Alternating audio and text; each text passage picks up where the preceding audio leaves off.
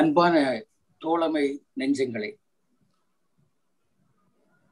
தமிழ்நாடு கலை இலக்கிய பெருமன்றத்தினுடைய கோவை மாவட்ட குழு மார்க்ஸ் ஏங்கல்ஸ் லெனின் பெயரில் அமைந்திருக்கின்ற கோவையில் அமைந்திருக்கின்ற கல்வி பயிலரங்கம், அதே போல சென்னையை அடிப்படையாக கொண்டு செயல்படக்கூடிய நண்பர்கள் குடும்ப நற்பணி மன்றம் ஆகியவற்றின் சார்பிலே நடைபெறுகின்ற இந்த தொடர் கருத்தரங்கத்திற்கு என்னை அழைத்து தலைமையேற்க செய்தமைக்கு தோழமைகளுக்கு முதலில் என்னுடைய வணக்கங்களும் நன்றிகளையும் தெரிவித்துக் கொள்கிறேன். நம்முடைய பேராசிரியர், நம்முடைய ஆசான் தோத்தாத்திரி அவர்கள் இன்றைக்கு இந்த அரங்கிலே சிறப்புரையாற்றவிருக்கின்றார்கள். இந்த அரங்கிலே கலந்து கொண்டிருக்கக்கூடிய ஆளுமைகளை பார்க்கின்ற போது உண்மையில் இலங்கையிலிருந்து மதிப்புக்கும் மரியாதைக்கும் உரிய வரதராஜ பெருமாள் அவர்கள் இங்கே வந்திருக்கிறார்கள். அதே போல கலை இலக்கிய பெருமன்றத்தினுடைய மாநில தலைவர் அண்ணன் சொக்கலிங்கம் இருக்கிறார்கள்.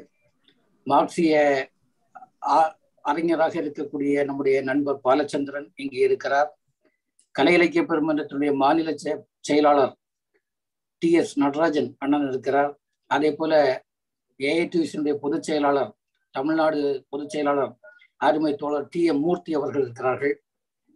ஆளுமைகள் நிறைந்திருக்கின்ற இந்த நிகழ்வில் ஒரு அருமையான ஒரு சொற்பொழிவை நாம் கேட்கப் போகிறோம். மார்க்சியத்தினுடைய அடிப்படையில் இந்த குழு, குறிப்பாக இந்த மார்க்ஸ் ஏங்கல்ஸ் லெனின் கல்வி பயிலரங்கம் என்பது மார்க்சியத்தினுடைய மூல நூல்களை அடிப்படையாக வைத்து மார்க்சியத்தை கற்பது என்பதை பல ஆண்டுகளாக செய்து வருகிறார்கள். எதேச்சையாக இல்லாமல் ஒரு வகையில் தினந்தோறும் அவர்கள் இதற்காக கூடுகிறார்கள். காலையில் தினந்தோறும் பேசுகிறார்கள். ஒரு மார்க்சியம் என்பதை இன்றைய காலத்திற்கு ஏற்றவாறு புரிந்து கொள்வதற்காக நம்முடைய தோழர்கள் செய்யக்கூடிய முயற்சியினுடைய ஒரு வெளிப்பாடுதான் இன்றைக்கு ஜெர்மனியில் விவசாயிகளின் போர் என்று சொல்லக்கூடிய ஏங்கல்ஸினுடைய நூலை எடுத்து வைத்து நாம் பேசப் போகிறோம். மார்க்சியம் என்று சொல்லுகிற போது அது மார்க்சியம் என்பது ஒரு தத்துவம் மட்டுமல்ல, அது ஒரு அதிசயம் என்றே சொல்லலாம். ஏனென்றால் இந்த உலகில் எக்கச்சக்கமான தத்துவங்கள் உருவாகி இருக்கின்றன. ஆனால் பொதுவாக எல்லா தத்துவங்களுக்கும் 20 ஆண்டுகள் தான் கரன்சி பீரியட் என்று சொல்கிறார்கள். 20 ஆண்டுகள் கழியும் போது அந்த தத்துவம் ஓரளவுக்கு இதாய் போகும், புதிய தத்துவங்கள் உருவாகிவிடும். அந்த தத்துவங்கள் உள்வாங்கப்பட்டாலும் கூட அந்த தத்துவத்தோட கரன்சி பீரியட், உதாரணமாக அமைப்பியல் என்ற ஒரு தத்துவம் வந்தது, ஒரு 20 ஆண்டுகள் தமிழ்நாட்டில் மிகப்பெரிய வீச்சுகளை உருவாக்கியது. அப்போ பார்த்துச்சுன்னா அந்த இடத்திலே போஸ்ட் ஸ்ட்ரக்சரலிசம், பின் அமைப்பியல் வந்துவிட்டது. இப்படி தத்துவங்களுக்கு அதனுடைய கரன்சி பீரியட் என்பது 20 ஆண்டுகள் என்று சொல்கிறார்கள். ஒரு வகையில பார்த்தாச்சுன்னா நம்முடைய கிளைமேட்டுக்கும் அதே போல சொல்லுவாங்க, 20 ஆண்டுகளுக்கு ஒரு முறை கால தட்பவெட்ப சூழ்நிலை மாறிக்கொண்டே இருக்குமாம். அதே போலதான் இந்த தத்துவங்களும். ஆனால் மார்க்சியம் மட்டும் அப்படி அல்ல. மார்க்சியம் தோன்றி 170 ஆண்டுகளுக்கு மேலானாலும் கூட, மார்க்சியம் மிகப்பெரிய நெருக்கடிகளை சந்தித்த போதிலும் கூட, அல்லது மார்க்சியம் இந்த உலகத்தில் மிகப்பெரிய எதிர்ப்புகளை சம்பாதித்த போதிலும் கூட இன்றைக்கும் நின்று நிலவுகிறது என்பதனுடைய ரகசியம் என்பது, அந்த மார்க்சியம் என்பது இன்றைக்கும் இளமையாக இருக்கிறது என்பதுதான். அது ஒரு புனிதமான தத்துவம் ஒன்றும் இல்லை. அது இளமையான தத்துவம், மக்களுடைய தத்துவம். அது மக்களுடைய தத்துவமாக இருப்பதால் அது யதார்த்தத்தினுடைய அடிப்படையில் நின்று கொண்டு இந்த உலகத்தை பார்க்கின்ற காரணத்தால் எல்லா காலங்களிலும் நின்று நிலவுகின்ற ஆற்றலை, உள்ளாற்றலை அந்த மார்க்சியம் தனக்குள்ள வைத்திருக்கிறது. ஏனென்றால் மார்க்சியம் என்பது எப்போதுமே வளர்ச்சியினுடைய தத்துவம். அதனுடைய இதயமாக இருப்பதே இயங்கியல் என்பதுதான். இயங்கியல் என்பது நமக்கு நன்றாக தெரியும். இந்த உலகம் சதா சர்வகாலமும் இயங்கிக் கொண்டே இருக்கிறது. இந்த இயக்கத்தின் மூலமாக வளர்ச்சி ஏற்பட்டு கொண்டே இருக்கிறது என்பதை சொல்லக்கூடியதுதான் இயங்கியல் என்பது. எந்த நிமிடத்திலும் இந்த உலகத்தினுடைய இயக்கம் நிற்பதில்லை. அந்த இயங்கியலை சொல்லக்கூடிய மார்க்சியமும் ஒரு இயங்கியல் தத்துவமாக இருப்பதால் தான் அது எப்போதும் நின்று நிலவுகிறது. ஏனென்றால் மார்க்சியத்தினுடைய அடிப்படையான குணாதிசயம் என்று சொல்லுவது 2 விஷயங்களை சொல்லலாம். ஒன்று, மார்க்சியம் எப்போதுமே கிரிட்டிக்கல், விமர்சன பூர்வமாக எல்லாவற்றையும் பார்க்கிறது. ஆனால் விமர்சன பூர்வமாக பார்த்துவிட்டு மார்க்சியம் அப்படியே நிற்பதில்லை. மார்க்சியம் அதை படைப்பாக்க பூர்வமாக மாற்றுவதற்கு முயற்சி செய்கிறது. எனவே ஒரு பக்கத்தில் அது கிரிட்டிக்கல் என்று சொன்னால், இன்னொரு பக்கத்தில் அது கிரியேட்டிவ். ஏன்னா மார்க்சினுடைய மிக பிரசித்தி பெற்ற வார்த்தைகள் நமக்கு நன்றாக தெரியும். இதுவரையிலும் உள்ள தத்துவ ஞானிகள் இந்த உலகத்தை வியாக்கியானம் மட்டுமே செய்திருக்கிறார்கள். ஆனால் இந்த உலகத்தை மாற்றுவது என்பதுதான் விவகாரம் என்று சொல்லுவார். எனவே அங்கே வியாக்கியானம் மட்டுமல்ல, இந்த உலகத்தை மாற்றுகின்ற ஒரு விஷயத்தையும் செய்கிறது. எனவே ஒரே நேரத்தில் கிரிட்டிக்கலாகவும் கிரியேட்டிவாகவும் இருப்பதால் மார்க்சியம் என்பது அது இந்த 170 ஆண்டுகளில் பலவிதமான பயணங்களை செய்து வந்திருக்கிறது, பல கட்டங்களை கடந்து வந்திருக்கிறது. காலத்திற்கு தக்கவாறு தன்னை மாற்றிக்கொள்ளுகிற, தன்னை வளர்த்துக் கொள்ளக்கூடிய ஒரு ஆற்றல் இந்த மார்க்சியத்துக்கு இருக்கிறது. எனவேதான் மார்க்சியம் தொலைந்து விட்டது, மார்க்சியம் காலியாகிவிட்டது அல்லது மார்க்சியம் காலாவதியாகிவிட்டது என்று சமீப காலங்களிலே ஏற்பட்ட கூக்குரல்கள் எல்லாம் ஒரு பக்கத்தில் ஒதுங்கி போக, மார்க்சியம் மீண்டும் இன்றைக்கு உலகத்தில் உலகம் முழுவதும் மார்க்சியம் பற்றிய ஒரு சிந்தனை என்பது மீண்டும் மீண்டும் இந்த உலகத்திற்கு வந்திருக்கிறது. காரணம் என்று சொன்னால், உலகத்தினுடைய பிரச்சனைகளை பார்க்கின்ற போது மார்க்சியத்தில் இப்போதும் தீர்வு இருக்கிறது. மார்க்சியத்தினுடைய மூலவர்களுடைய நூலுக்குள் போனால் இன்றைய உலகத்தினுடைய பல சிக்கல்களை கண்டுபிடிக்கக்கூடிய, அதற்கான தீர்வுகளை சென்று பிடிக்கக்கூடிய அளவுக்கு மார்க்சியத்தினுடைய உள்ளாற்றல் இருக்கிறது என்பதுதான் அதனுடைய உண்மையான தன்மை. அதனுடைய வெளிச்சத்தில் தான் ஜெர்மனியில் விவசாயிகளின் போர் என்று சொல்லக்கூடிய ஏங்கல்ஸுடைய நூலை இன்றைக்கு நம்முடைய பேராசிரியர் அவர்கள் இங்கே அதை ஒரு சிறப்புரையாக ஆற்றவிருக்கின்றார்கள். இது 1950 ஏங்கல்ஸ் எழுதிய ஒரு நூல். அந்த நூலில் அவர் செய்வது என்பது 1848-49 ஐரோப்பா முழுவதும் புரட்சிகள் நடக்கின்றன. அந்த புரட்சியினுடைய ஒரு குழந்தையாகத்தான் நம்முடைய கம்யூனிச தத்துவமே உருவாகிறது. ஆனால் இங்கே ஏங்கல்ஸ் செய்வது 1525 ஜெர்மனியில் நடைபெற்ற புரட்சி. அந்த புரட்சி என்பது விவசாயிகளின் புரட்சி. ஒரு 3 நூற்றாண்டுகளுக்கு பின்னாடி நின்று கொண்டு புரட்சிகளை நேரடியாக பார்த்து அந்த புரட்சி தோற்கிறது. 1848-49 காலகட்டத்தில் நடைபெற்ற புரட்சிகள். ஆனால் ஏங்கல்ஸ் விடை காணுவதற்காக செல்லுகிறார் 3 நூற்றாண்டுகளுக்கு முன்பு 1525 நடைபெற்ற அந்த விவசாயிகளுடைய புரட்சியை பற்றி அங்கே ஆராய்ச்சி செய்து அதை ஒரு நூலாக ஆக்கியிருக்கிறார். அந்த நூலைத்தான் நம்முடைய பேராசிரியர் பேசவிருக்கிறார். அந்த நூலில் அவர் செய்வது, அது விவசாயிகள் புரட்சி ஜெர்மனியிலே 1525 நடைபெற்றது. 1848 என்பது தொழிலாளர்களுடைய புரட்சி. இரண்டுக்கும் வேறு வேறு வித்தியாசங்கள் இருந்தாலும் கூட அவர் இதிலே ஒரு ஒற்றுமையை காண்கிறார். தொழிலாளிகளும் விவசாயிகளும் இணைந்து நிற்கக்கூடிய ஒரு தாற்பயத்தை அதிலே கொண்டு வருகிறார். மட்டுமல்ல, 1525 நடைபெற்ற புரட்சி என்பதை மதத்தின் பெயரால், மதத்தின் அடிப்படையில் நடைபெற்ற புரட்சி என்று சொல்லக்கூடிய கருத்தோட்டங்களை அவர் தகர்க்கிறார். தகர்த்து சமூக பொருளாதார காரணங்களால் அது நடைபெற்றது என்பதை அந்த நூலிலே நிறுவுகிறார். ஆக பழைய காலத்திலே ஒரு காரியத்திற்கு செல்கிற போது ஏங்கல்ஸ் மிக அருமையான ஒரு முறையை காட்டியிருக்கிறார். சமகாலத்திற்கு தேவையாக அந்த பழைய காலத்தினுடைய ஒரு சரித்திர உண்மையை, ஒரு சரித்திர புரட்சியை கொண்டு வந்து விளக்குகிறார். தொழிலாளி வர்க்கம்தான், ப்ராலிட்டேரியட் தான் என்று சொன்ன இடத்திலே ப்ராலிட்டேரியட் மட்டுமல்ல, விவசாயிகளும் வேண்டும் என்று சொல்லக்கூடிய ஒரு இடத்தை இந்த நூலிலே அவர் நிறுவுகிறார். அதுதான் பின்னாடி நம்முடைய லெனின் வருகின்ற போது உழைக்கும் வர்க்கம் என்பது தொழிலாளிகளும் விவசாயிகளும் அமைந்த ஒரு கூட்டணி என்ற ஒரு தத்துவத்தை கொண்டு வருகிறார். ரஷ்ய புரட்சி அதனுடைய அடிப்படையில் நடைபெறுகிறது. எனவே இன்றைக்கு நாம் பேசுவது என்பது இன்றைக்கு சமகாலத்திற்கு தேவையான ஒன்று. இன்றைக்கு இந்தியாவில் எடுத்துக்கொண்டால், இன்றைக்கு இந்தியாவில் நாம் பார்க்கிறோம் 130 கோடி ஜனங்கள் இருக்கக்கூடிய இடத்திலே இந்திய விவசாயிகள் காட்டக்கூடிய ஒரு தீரம் என்பது, இந்திய விவசாயிகள் காட்டக்கூடிய வீரம் என்பதை பார்த்து கொண்டிருக்கிறோம். டெல்லியிலே இன்றைக்கு முற்றுகை போட்டுக் கொண்டிருக்கிறார்கள். 7-8 மாதங்கள் ஆகிவிட்டன. இன்றைக்கு அந்த விவசாயிகள் தங்களுடைய விவசாயிகளுடைய புரட்சி குணத்தை நாம் பார்க்கிறோம். ஒரு வகையில இன்றைக்கு ஜெர்மன் விவசாயிகளை பற்றி பேசுகின்ற போது நம்முடைய இந்திய விவசாயிகளை பற்றி சிந்திக்கக்கூடிய ஒரு நிலைக்கு ஆளாகி இருக்கிறோம். எனவே கால பொருத்தம் உள்ள, இடப்பொருத்தம் உள்ள ஒரு தலைப்பாக இன்றைக்கு இருக்கிறது. இதை பேச வருகின்ற நம்முடைய பேராசிரியர் தோத்தாதிரி அவர்களை நான் அறிமுகப்படுத்த வேண்டிய தேவை கிடையாது.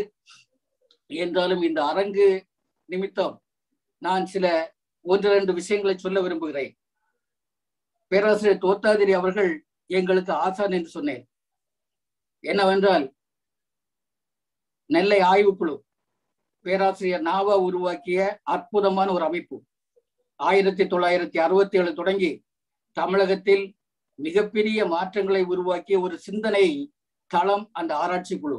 அந்த ஆராய்ச்சி குழுவிலே பேராசிரியர் தோத்தாதிரி, வே கிருஷ்ணமூர்த்தி, தோழர் SS Thiyagarajan, doctor TSN Ponneelan, பேராசிரியர் ஆ சிவசுப்பிரமணியன் போன்ற ஆளுமைகளை உருவாக்கிய ஒரு இடம் இது. எனவே நம்மை பொறுத்தவரையில் பேராசிரியர் வனமாமலை அவர்கள் பேராசனாக எங்களுக்கு இருந்தபோது எங்களுடைய ஆசான்களாக இவர்கள் எல்லோரும் இருந்தார்கள். இவர்கள் எல்லோரிடமும் கற்று வளர்ந்த ஒரு தன்மை இருக்கிறது. எனவே அவருடைய ஒரு பேச்சுக்கு தலைமை தாங்குகின்ற வாய்ப்பை நான் உண்மையிலேயே ஒரு பெருமிதமாக நினைக்கின்றேன். குறிப்பாக குமரி மாவட்டத்தில் பேராசிரியர் தோத்தாதிரி அவர்கள் பல முறைகள் பல இடங்களுக்கு வந்து பேசியிருக்கிறார்கள். கலை இலக்கிய பெருமன்ற முகாம்கள் அல்லது கலை இலக்கிய பெருமன்ற நிகழ்ச்சிகள் எல்லாம் வந்து பேசியிருக்கிறார்கள். ஒரு அருமையான பேச்சாளர் என்பதை நான் எடுத்து சொல்ல வேண்டிய அவசியம் இல்லை. மிக அருமையான இனிமையான குரலில் ஆற்றொழுக்கு போன்று அந்த பேச்சு இருக்கும். தொடங்கினால் அது முடிகின்ற வரையில் கேட்கின்றவர்கள் அந்த இடத்தை விட்டு அசைய முடியாத அளவுக்கு அற்புதமான ஒரு பேச்சாளர், மேடை பேச்சாளர் என்பது மட்டுமல்ல, நம்முடைய கலை இலக்கிய பெருமன்றத்தினுடைய அல்லது மார்க்சிய தத்துவத்தினுடைய கொள்கைகளை, கோட்பாடுகளை உள்வாங்கி செயல்படக்கூடியவர். மார்க்சியத்தை பரப்புரை செய்வதை தன்னுடைய ஒரு தொழிலாகவே இன்றைக்கு செய்து கொண்டிருப்பவர். பேராசிரியர் நாவாவுடைய வழிகாட்டுதல் ஒரு ஆராய்ச்சி அறிஞராக, ஒரு இலக்கிய அறிஞராக, மார்க்சிய அறிஞராக இன்றைக்கு தமிழகத்தில் வலம் வந்து கொண்டிருக்கக்கூடிய நம்முடைய பேராசிரியர் அவர்கள் ஆரம்பத்திலே ஒரு நூல் எழுதினார். கட்டுரைகள் எழுதி கொண்டிருக்கின்ற போதே ஜெயகாந்தனை பற்றி ஒரு நூல் எழுதினார். அந்த நூல் தமிழகத்திலே, தமிழ் இலக்கிய உலகத்திலே ஒரு மிகப்பெரிய சர்ச்சையை உருவாக்கியது. ஜெயகாந்தனுடைய சார்பு நிலையும் சார்பற்ற நிலையும் என்ற நூல் என்பது அவருடைய முத்தான ஒரு நூலாக அமைந்திருந்தது. அதே போல சோசலிச யதார்த்தவாதம், இலக்கிய இசங்கள் என்று சொல்லக்கூடிய நூல்கள் மட்டுமல்லாமல் மொழிபெயர்ப்பிலும் சாதனைகளை செய்திருக்கிறார். கிறிஸ்டோபர் ஹால்டுவெல் எழுதிய இல்லூஷன் அண்ட் ரியாலிட்டி என்ற நூலை தமிழில் மொழிபெயர்த்திருக்கிறார். அதே போல மிகப்பெரிய நூலான லோகாயதா, தேவி பிரசாத் சட்டோபாத்தியாய என்று சொல்லக்கூடிய தத்துவ அறிஞர் மொழிபெயர்த்த அந்த பெரிய நூலை தமிழுக்கு ஆக்கி தந்திருக்கிறார். இதே போல காரின் என்று சொல்லக்கூடிய சோவியத் தத்துவ அறிஞர் எழுதிய இயங்கியலின் அடிப்படைகள் என்ற நூலையும் தமிழுக்கு தந்திருக்கிறார்.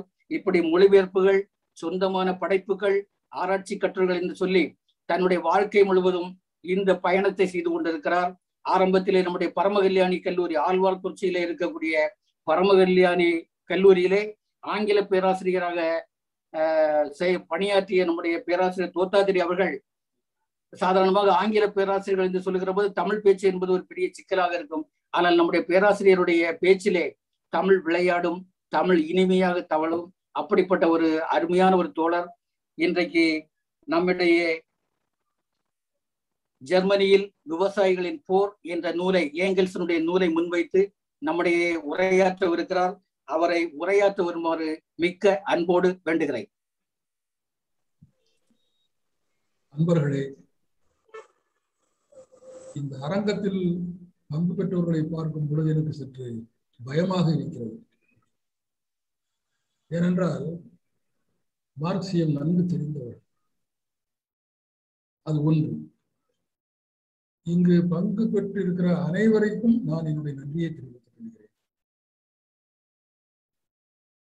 என்னை அறிமுகப்படுத்திய தோழர் கங்கா, நான் அவரை என்னுடைய மாணவர் என்று கூட அழைக்கலாம். ஒரு மாணவர் ஆசிரியரை அறிமுகப்படுத்துவது என்பது ஒரு மிகப்பெரிய பெருமைக்குரிய ஒரு விஷயம். அப்படி ஒரு மாணவர் எனக்கு கிடைக்க வேண்டும். அப்படி ஒரு மாணவர் கிடைத்து விட்டார். மாணவர் ஆசிரியரை பாராட்டும் பொழுது அதை விட ஒரு சொல்ல போனால் பாக்கியம் என்பது எதுவும் கிடையாது. அதனால கங்காவினுடைய அந்த அறிமுகம் மிக சுருக்கமாக இன்றைக்கு நான் பேச இருப்பதை கோடிட்டு காட்டி அவருடைய நேர்த்தி அனைத்துக்கும் என்னுடைய நன்றி. தோழர் ராமலிங்கம் அவர்கள் என்னிடம் இது பற்றி பேசும் பொழுது சில நூல்களை சொன்னார். ஆனால் என்னுடைய இன்றைய நிலையில் என்னால் படிக்க இயலாது. ஆகினால் நான் ஏற்கனவே தயாராக இருக்கக்கூடிய இதை பற்றி பேசுகிறேன் என்று அவரிடம் கூறினார். அவர் உடனடியாக இதை ஏற்றுக்கொண்டு இந்த நூலை பற்றி பேசுமாறு குறிப்பிட்டார். இந்த நூலை பற்றி பேசும் பொழுது பல கருத்துக்கள் இதில் வரும். இந்த கருத்துக்களை நீங்கள் சற்று ஆழமாக சிந்தித்து பார்த்தால் இதை அனைத்தையும் தமிழ்நாட்டிற்கும் இந்தியாவிற்கும் பொருத்தி காட்ட முடியும் என்ற ஒரு உணர்வை உங்களுக்கு இது ஏற்படும். ஏனென்றால் இந்த நூல் மார்க்சியத்தினுடைய அடிப்படையான சில அம்சங்களை பற்றி பேசுகிறது. இந்த நூலுக்கு உள்ளாக நான் செல்வதற்கு முன்னால் எங்கெல்ஸை பற்றி கூறியாக வேண்டியிருக்கிறது. மார்க்சிசம் எல்லாருக்கும் தெரிந்தது. இன்றைக்கு நாம் அழைக்கக்கூடிய இந்த தத்துவம், இந்த கோட்பாடு உண்மையில் இரண்டு பேரால் சேர்ந்து உருவாக்கப்பட்டது. இன்றைக்கு சிலர் மார்க்ஸ் வேறு எங்கெல்ஸ் வேறு என்றெல்லாம் பிரித்து பேசுகிறார்கள். அது தவறு. நான் வேற ஒரு உதாரணத்திலிருந்து இதை தொடங்க விரும்புகிறேன். இவர்கள் ரெண்டு பேர் நண்பர்கள், அதெல்லாம் எல்லாருக்கும் தெரிந்த ஒரு தகவல். ஆனால் எப்படி இவர்கள் செயலாற்றினார்கள் என்பதற்கு ஒரு உதாரணம் ஒன்றை நான் கொடுக்க ஆசைப்படுகிறேன். வில்ஹம் லீப்னிட்ஸ் என்பவர் நினைவு தடங்கள் என்ற ஒரு புத்தகத்தை எழுதியிருக்கிறார். இது கொஞ்ச காலத்துக்கு முந்தி தமிழில் மொழிபெயர்த்து வந்தது. இப்பொழுது அந்த பிரதி கிடைக்குமா என்பது எனக்கு சற்று சந்தேகமாக இருக்கிறது. ஆங்கிலத்தில் இருக்கிறது, ரெமினிசன்சஸ் என்ற பெயரில் இருக்கிறது. ஒரு பெரிய நூல், 300 பக்கத்துக்கு அளவில் அது செல்லும். அதுல இந்த ரெண்டு பேரும் எப்படி வேலை செய்வார்கள் என்பதை அவர் காட்டுகிறார். ஏன்னா வில்ஹம் லீப்னிட்ஸ் என்பவர் மார்க்ஸ் கூட இருந்தவர். ஒரு நண்பர் என்று இல்லாவிட்டாலும் அவருக்கு ஏறத்தாழ சீடர் மாதிரி. தினசரி அவருடைய வேலைகள், அவருடைய ஆய்வுகள் இதெல்லாம் கவனித்து பார்த்து கொண்டு அவர் பேசுவதை கேட்டுக்கொண்டிருந்த ஒரு தோழர். அவர் கூறுகிறார், மார்க்சினுடைய சிறு வீடு, இந்த சிறு வீட்டில் எங்கெல்ஸும் மார்க்சும் குறுக்கும் நெடுக்குமாக நடந்து கொண்டிருப்பார்கள். அப்படி நடந்து நடந்து நடந்து நடந்து போன காரணமாக அந்த வீட்டினுடைய நடுவில் ஒரு ஒத்தையடை பாதையில கால் தடம் பதிந்து இருக்கிறது. ஏன் நடக்கிறார்கள்? இருவரும் சிந்தித்துக் கொண்டிருக்கிறார்கள். அவர் ஒன்றை சிந்தித்துக் கொண்டிருப்பார், இவர் ஒன்றை சிந்தித்துக் கொண்டிருப்பார். திடீரென்று ஒரு புதிய கருத்து தோன்றியவுடன் நின்று விடுவார்கள். இவருக்கு தோன்றினால் இவர் நின்று அவரிடம் கூறுவார், அவருக்கு தோன்றினால் அவர் நின்று இவரிடம் கூறுவார். அப்படி கூறிய பிறகு மறுபடியும் இந்த நடை தொடரும். இந்த நடை தொடரும் பொழுது அவருடைய சிந்தனைகள் மேலும் மேலும் நடந்து கொண்டே இருக்கும். இது ஒரு சிறு உதாரணம் தான். இந்த உதாரணமானது எதை காட்டுகிறது? இந்த ரெண்டு பேரும் இணைந்து ஒரே மாதிரியான ஒரு சிந்தனையில் சென்றவர்கள், ஒரே மாதிரியான ஒரு பாதையில் சென்றவர்கள். இது வெறும் மார்க்சுக்கு எங்கெல்ஸ் பணம் கொடுத்து உதவி செய்தார், அவருக்கு சாப்பாட்டுக்கு அதெல்லாம் ஒரு சாதாரண காரியம். ஆனால் அதை விட இந்த நட்பில் மிக மிக சிறந்தது, நமது மொழியில் கூற விரும்பினால் ஆன்மீக இணைப்பு. தயவுசெய்து ஆன்மானோட வேற எங்கேயும் நீங்க போயிடாதீங்க. இது ஒரு மனதால் நடந்த ஒரு இணைப்பு. இந்த இணைப்பு காரணமாக இந்த ரெண்டு பேர் சிந்தனை தடங்களும் ஒன்று போலவே கடைசி வரைக்கும் சென்று கொண்டிருந்தன. அதன் விளைவுதான் நமக்கு இந்த மார்க்சியம் என்ற இந்த ஒரு கங்கா சொன்னது போல ஒரு இளமையான தத்துவம். எங்கெல்ஸ் என்று வரும் பொழுது அவரை பற்றி சற்று இன்னும் கூற வைத்திருக்கிறார். மார்க்சிய நூல்களில் பழக்கம் உள்ளவர்களுக்கு ஓரளவுக்கு தெரியும்.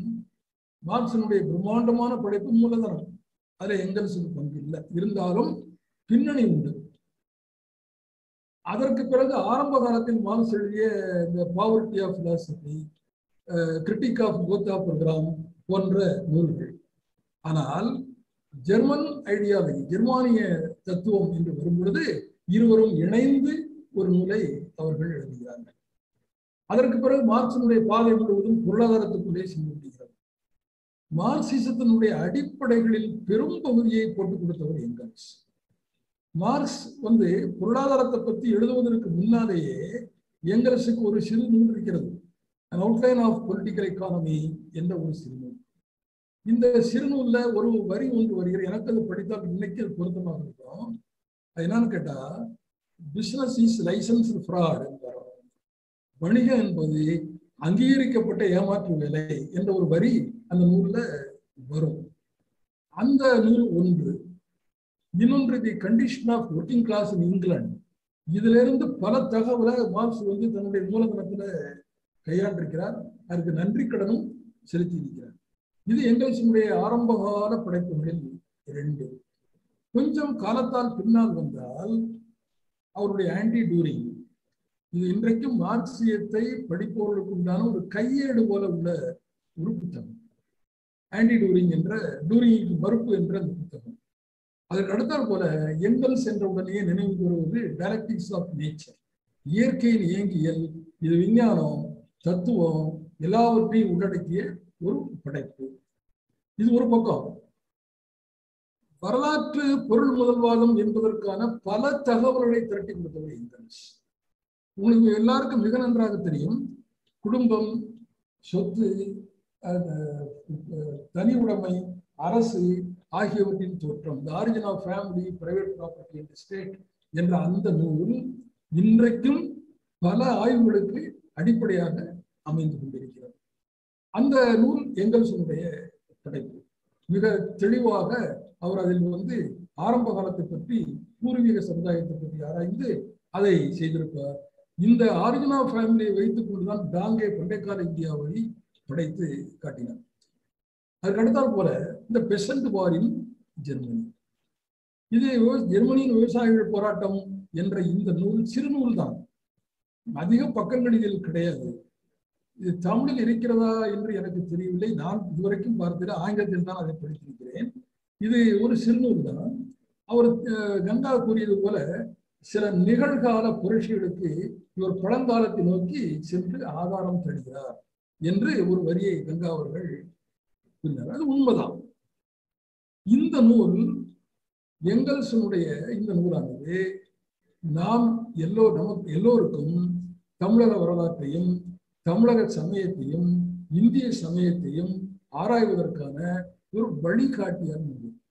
இதை பார்க்கும் பொழுது எனக்கு அப்படிதான் தோன்றியது. இந்த அடிப்படையை வைத்துக் கொண்டு ஏன் தமிழ்நாட்டினுடைய பக்தி மார்க்கத்தை ஆராயக்கூடாது, ஏன் தமிழ்நாட்டினுடைய சைவத்தை பற்றி ஆராயக்கூடாது என்றெல்லாம் தோன்றும். ஆனால் அதை நண்பர்கள் பலர் பொறுப்படுத்தி செய்தால் மிக நன்றாக இருக்கும். மிக சிறுநூல் தான், ஆனால் செறிவான நூல். எங்கெல்ஸனுடைய கடைசி காலம் வரைக்கும் அவருடைய பணி நீங்க பார்த்தீங்கன்னா மகத்தான பணி.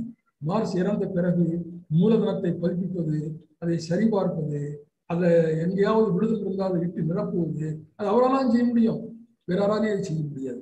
செய்த காரியங்கள் கடைசி காலகட்டத்தில் மார்க்சிசத்தை பரப்புவதற்காக அவரோடு தொடர்பு உள்ளவர் யார் தெரியுமா? பிளக்கனாவும்.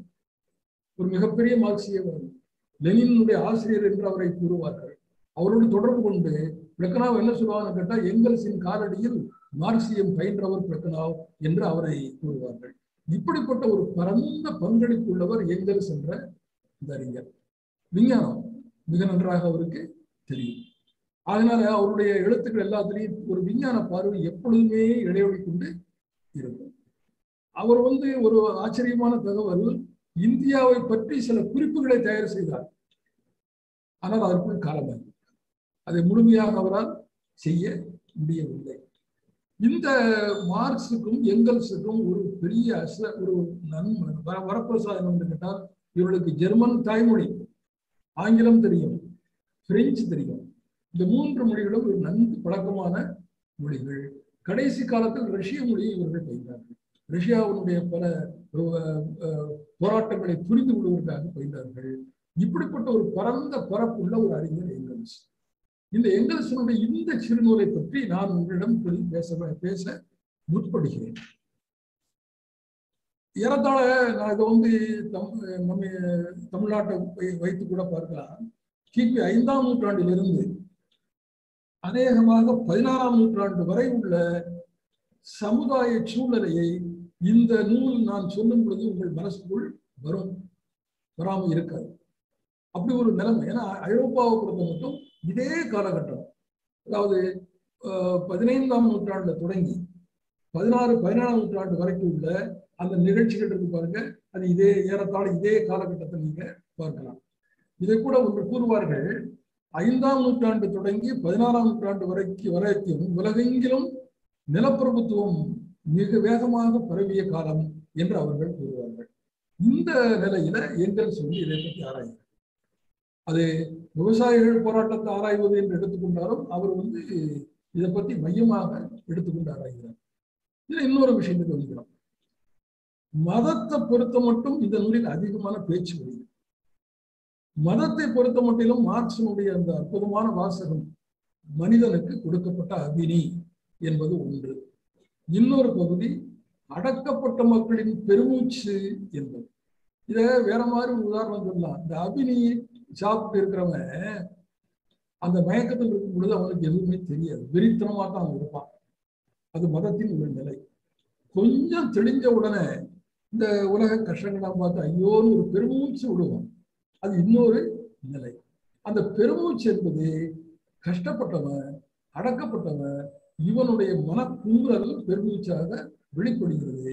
அந்த காலத்துல அரசியல் கட்சிகள் கிடையாது. அந்த அரசியல் கட்சிகள் இல்லாததன் காரணமாக அந்த பெருமூச்சு எதன் மூலமாக வெளிப்படுகிறது? மதத்தின் மூலமாகத்தான் வெளிப்படுகிறது. அந்த மதத்தின் மூலமாகத்தான் அதை வெளிப்படுத்தியும் காட்டுகிறார்கள். இந்த அடிப்படை தான் இந்த நூலினுடைய அடிநாதமான ஒரு கருத்து. இதுதான் அதனுடைய முக்கியமான. இதை வைத்துக்கொண்டு பின்னால நமது மார்க்சியவாதிகள் என்ன செய்யறாருன்னு லேசா சுட்டி காட்டுறாரு, அது வேற விஷயம். அடிப்படையான கருத்து அதுதான். ஏறத்தாழ இந்த நூல் ஆரம்பிப்பதற்கு முன்னால் 2 பேரை பத்தி நம்ம பார்க்கணும். ஒருத்தர் மார்ட்டின் லூதர், இன்னொருவர் மூன்சர் என்பவர். இந்த 2 பேரும் பாதிரியார். மார்ட்டின் லூதரை பத்தி நமது பள்ளிக்கூடத்து பாடப்புத்தகங்கள்ல வரலாற்று ஆசிரியர்கள் கற்றுக் கொடுப்பார்கள். என்ன கற்றுக் கொடுப்பார்கள்? ரோமன் கத்தோலிக்க மடாலயத்துக்கு எதிராக இவர் போராடினார். புராட்டஸ்டன்ட் மதத்தை இவர் ஸ்தாபித்தார். மடாலய சீர்திருத்தங்களை இவர் வலியுறுத்தினார். இதோடு அந்த பாடம் முடிவடைந்து விடும். நமது பள்ளி வரலாற்று ஆசிரியர் அதோட புத்தகத்தை முடித்து வெளியே வந்து விடுவார். அதற்கு பிறகு மாற்றுவதை பற்றி எதுவுமே இவர்கள் அதிகம் கூற மாட்டார்கள். மார்ட்டின் லூதர் ஒருவர், மூன்சர் என்பவர் இன்னொருவர். மார்ட்டின் லூதர் ஒரு மத்திய வர்க்க குடும்பத்தை சார்ந்தவர். மூன்சர் அப்படி அல்ல, பிளபியர்கள் சொல்லக்கூடிய விவசாயிகள் பக்கத்தில் உள்ள ஒருவர். அவர் அடிமட்டத்தில் உள்ள மக்களோடு இணைந்து வாழ்ந்தவர் மூன்சர். இந்த மூன்சர் என்ற சாமியாரும் மார்ட்டின் லூதரும் இந்த விவசாயிகள் போராட்டத்துல மிக முக்கியமான பங்கை பெறுகிறார்கள்.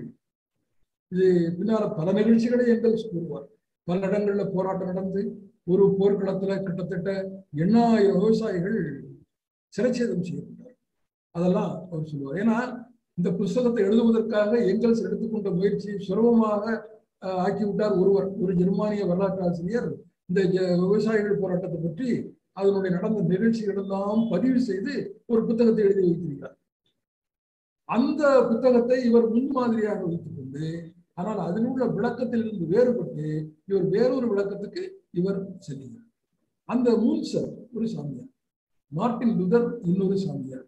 பல இடங்கள்ல இந்த போராட்டம் நடந்து, இந்த போராட்டத்துல பல பேர் உயிரை இழந்து அவர்கள் கடைசியில் இந்த போராட்டம் முற்றிலுமாக அடக்கப்படுகிறது. பொதுவாக நில உடைமை சமுதாய காலகட்டத்தில் நடந்த பல்வேறு கலகங்கள், பல்வேறு போராட்டங்கள், அது குறிப்பிட்ட கட்டத்துக்கு மேல அவர்களால் செல்ல முடியாது, அந்த ஆதிக்க சக்திகளால் அடக்கப்பட்டுவிடும். இதுதான் அதனுடைய வரலாறு. இந்த வரலாற்று உண்மையை மனதில் வைத்துக் கொண்டு இந்த நூலுக்குள் நாம் நுழைய வேண்டும். 1525 என்று நண்பர் குறிப்பிட்டார். அது 16ஆம் நூற்றாண்டுடைய ஆரம்ப காலம். ஜெர்மனி எப்படி இருந்தது? ஜெர்மனியில அரசர் இருக்கிறார். இந்த அரசர் பேருக்கு தான் அரசர், இவருக்கு அதிகாரம் உண்டு, ஆனா அதிகாரம் இல்லை. அப்படி ஒரு அரசர். அதிகாரம் உண்டு அவருக்கு, ஆனா அதிகாரத்தை செலுத்த முடியாது. ஆனா அரசர் அவருக்கு பெரிய மரியாதை உண்டு. அவர் சொல்றது எல்லாரும் கட்டுப்பட்டு இருப்பாங்க, அவரை கேட்பாங்க, அவருக்கு எல்லா பணிவிடையும் செய்வாங்க. இது அரசர். இந்த அரசருக்கு நெருங்கி இருந்தவர்கள் பிரபுக்கள். இந்த பிரபுக்கள்ல பெரிய பிரபுக்கள் என்ற ஒரு பிரிவினர், சின்ன பிரபுக்கள் என்ற இன்னொரு பிரிவினர். இப்ப நம்ம இதெல்லாம் வச்சுக்கிட்டோம்னா பெரிய பண்ணையார், குட்டி பண்ணையார் அப்படி வச்சுக்கிடுங்க. பெரிய பிரபுக்கள் என்ற ஒரு பிரிவினர், சிறிய பிரபுக்கள் என்ற ஒரு பிரிவினர். இந்த பெரிய பிரபுக்கள், சிறிய பிரபுக்கள், அரசன், இந்த 3 பேரும் மக்களின் மீது வரி விதிக்கிறார். அரசனுக்கு தனியான வரி, பெரிய பிரபுக்களுக்கு தனியான வரி, சிறிய பிரபுக்களுக்கு தனியான வரி. அவர்களுக்கு வரி அவர்கள் வசூலித்துக் கொள்வார்கள். மக்கள் படக்கூடிய கஷ்டத்தை பற்றியவர்கள் எதுவுமே கண்டுகொள்ள மாட்டார்கள். இந்த வரி சுமை முழுவதும் தாங்கியது யார்? அந்த காலகட்டத்தில் விவசாய உழைப்பாளிகள் இந்த வரி சுமை முழுவதையும் தாங்கினார்கள். அப்பொழுது அவர்கள் பட்ட அந்த நெருக்கடி, அந்த கஷ்டம் இருக்கு பாருங்க, அது தாங்க முடியாத ஒரு கஷ்டத்தை அவர்கள் அந்த காலத்தில் அனுபவித்துக் கொண்டிருந்தார்கள். ஆக அரசர் பெரிய பிரபுக்கள், சிறிய பிரபுக்கள். இந்த சிறிய பிரபுக்களும் பெரிய பிரபுக்களும் என்ன செய்வார்கள்? சில சமயத்துல அரசனோட சேர்ந்து கொள்வார்கள், சில சமயத்துல அரசனை எதிர்க்கவும் செய்வார்கள். சில நேரங்கள்ல இந்த பிரபுக்கள் ஒருத்தருக்குள்ள ஒருத்தர் சண்டையை போட்டுக் கொள்வார்கள். சில நேரங்கள்ல இந்த பிரபுக்கள் சமாதானமும் செய்து கொள்வார்கள். இந்த சிறிய பிரபுக்கள் அதே மாதிரி அவருக்குள்ள சண்டையும் போட்டுக் கொள்வார்கள், சமாதானமும் செய்து கொள்வார்கள். ஆனால் இந்த பெரிய பிரபுக்களுடைய ஆதிக்கம் தாங்க முடியாத காரணமாக இந்த சிறிய பிரபுக்கள் பலர் தங்களுடைய நிலத்தை இழந்து விடுகிறார். நிலத்தை இழந்தாலும் இந்த குடும்ப கௌரவம் ஒன்று பார்த்தீங்களா, அது அவர்களுக்கு போகல. இவர்கள் பெருவீரர், ஆங்கிலத்தில் நைட் என்று சொல்வார்கள், அந்த பெருவீரர்களாக மாறினார்கள். இந்த பெருவீரர்கள் போர் பயிற்சி பெற்றவர்களாக மாறி அரசனுடைய படையில் இவர்கள் வேலை செய்கிறார்கள். அந்த படை போர்க்காலங்கள் இல்லாத நேரத்துல இவர்களில் பலர் வழிப்பறி கொள்ளையிலும் ஈடுபடுகிறார்கள். இந்த வழிப்பறி கொள்ளையில் ஈடுபடாத ஒரு பகுதி இருக்கு. இவர்களில் சிலர் மடாலயத்தை சார்ந்து மடாலயம் சார்ந்த பெருவீரர்களாக இருக்கிறார்கள். நீங்க ஒரு சின்ன நாவல் ஒன்று படிக்கணும். சர் வால்டர் ஸ்காட்டுடைய டாலிஸ்மேன் என்ற நாவல் நீங்க படிச்சீங்கன்னா இந்த நைட் என்பவர்களுடைய ரோரை பத்தி ஸ்காட் ரொம்ப அற்புதமாக இதுல சொல்லிக்கொண்டே போவார். இந்த மடாலயம் சார்ந்த வீரர்கள், வழிப்பறி கொள்ளை அடிப்பவர்கள், அரசனுடைய படையில் தடகர்களாக இருந்து வேலை செய்வார்கள் என்று இவர்கள் ஒரு பக்கத்தில். ஆக இந்த மூன்று பகுதி இருப்பாருங்க. அரசன், அதற்கு அடுத்தால பெரிய பிரபுக்கள், பிறகு சின்ன பிரபுக்கள், அதற்கு பிறகு இந்த நைட்ஸ் என்ற வீரர் பரம்பரை, இவங்க எல்லாரும் சேர்ந்து பார்த்தா இவங்க ஆதிக்க சக்திகள், மேலே இருப்பவர்கள். இந்த ஆதிக்க சக்திகளுடைய வரி, இவங்களுடைய கொடுமை நடவடிக்கை அனைத்தும் ஜெர்மானிய விவசாயிகள் தலையில் தான் விழுந்தன. ஒரு பக்கம் அது சரி. இன்னொரு பக்கத்துக்கு வருவோம். மதம், ரோமன் கத்தோலிக்க மதம் ஜெர்மனியில அப்பொழுது மிகவும் வலுவான மதமாக இருந்தது. போப்பாண்டவர் தலைமையில அது அங்கு இயங்கி கொண்டிருந்தது. இந்த மதத்தை சார்ந்த பாதிரியார்கள், பிஷப், ஆர்ச் பிஷப், போப் என்ற பல வகையான பாதிரியார்கள் நல்ல வசதியான வாழ்க்கையை நடத்தார். அந்த வசதியான வாழ்க்கைக்கு அவர்களுக்கு பணம் எங்கே வருகிறது? இவர்கள் தனியாக வரி போடுவார்கள். அரசனுடைய வரி, பிரபுக்கள் வரி, சின்ன பிரபுக்கள் வரி காணாததுக்கு இந்த மடாலய சாமியார்கள் போடக்கூடிய வரி, இந்த வரியும் விவசாயிகள் தான் செலுத்த வேண்டும். மடாலயத்துக்கு நிலம் உண்டு. இந்த நிலத்துல விவசாயிகள் வேலை செய்வார்கள். அந்த வேலையிலிருந்து வரக்கூடிய முழு மகசூலை மடாலயம் எடுத்துக்கொள்ளும். விவசாயிகளுக்கு கொஞ்சம் தான் கொடுக்கும். காணாததுக்கு சில வரி செலுத்த வேண்டும். இங்கு அந்த காலத்தில் இருந்தது போல இந்த பிரபுக்களுக்கு முதலிரவு உரிமையெல்லாம் அங்க உண்டு, அதெல்லாம் இருந்தது. இந்த சாமியார்கள் ஒரு பக்கத்துல ரோமன் கத்தோலிக்க மடாலயம், அந்த மடாலயத்தினுடைய வசதியான வாழ்க்கை. இந்த மடாலயம் அரசனுக்கு சார்பாக இருக்கிறது, அரசனை சார்ந்து இருக்கிறது. அரசனை சார்ந்திருக்கக்கூடிய இந்த மடாலயம் ஒரு பக்கம். இன்னொரு பக்கத்துல நாம இன்னொரு ஆளுக்கு வரணும். நகரங்கள் அப்பொழுதுதான் வளரத் தொடங்கி இருக்கின்றன. ஒரு பக்கத்துல இங்கிலாந்துக்காரனும் டச்சுக்காரனும் வியாபாரத்துல ஈடுபட்டு உலக வணிகத்துல படிப்படியாக இறங்கி கொண்டிருக்கிறார்கள். வணிக மூலதனம் உருவாகி கொண்டிருக்கிறது அந்த நேரத்துல. ஆனால் அது இன்னும் விரிவாக உருவாகவில்லை. இறங்கி கொண்டிருக்கக்கூடிய அந்த காலத்துல இந்த வியாபாரிகள் உருவாகக்கூடிய காலத்துல அதுல முன்னணியில இருந்து டச்சுக்காரரும் இங்கிலீஷ்காரன் தான் முதல்ல. அந்த டச்சுக்காரர் இங்கிலீஷ்காரனோட ஜெர்மனியால போட்டி போட முடியல. பிரான்சும் அந்த மாதிரி போட்டி போட முடியல. ஆனா ஜெர்மனியில நகரவாசிகள் உருவாக்கினாங்க. இந்த நகரவாசிகளுக்கு பர்கர் அல்லது பெட்ரீஷியர் என்று பெயர். பர்கர் அல்லது பெட்ரீஷியர் என்று பெயர். இந்த நகரவாசிகள் வாணிபத்தில் படிப்படியாக ஈடுபடுகிறார்கள். இந்த பெட்ரீஷியர் குழுல யாரெல்லாம் இருக்காங்க, எப்படி வராங்க? இந்த சிறு சிறு பிரபுக்கள் இருக்காங்க பாருங்க, அவங்க நிலத்தில் உள்ள சில கொஞ்சம் பணத்தை போட்டு வியாபாரத்துக்கு வராங்க. இவங்க பெட்ரீஷியராக மாறுறாங்க. இந்த நகரவாசிகள்ல இந்த பெட்ரீஷியர் கொஞ்சம் உயர்ந்த அந்தஸ்து உள்ளவர். இந்த பெட்ரீஷியர் பகுதியை சேர்ந்தவர் தான் மார்ட்டின் லூதர். ஞாபகம் எடுங்க, அதை சேர்ந்தவர் தான் மார்ட்டின் லூதர். ஆகையினால்தான் மார்ட்டின் லூதருடைய பல சீர்திருத்தங்கள் தீவிரமான புரட்சிகரமான சீர்திருத்தமாக போகாமல் வெறும் மடாலய சீர்திருத்தம் என்ற வடிவத்தில் அது நின்றது. ரோமன் கத்தோலிக்க சர்ச்சுக்கு எதிராக ஒரு மடம் சீர்திருத்தப்பட வேண்டும், மடாலயம் உருவாக்கப்பட வேண்டும் என்ற ஒரு வடிவத்தில் அது நின்றது.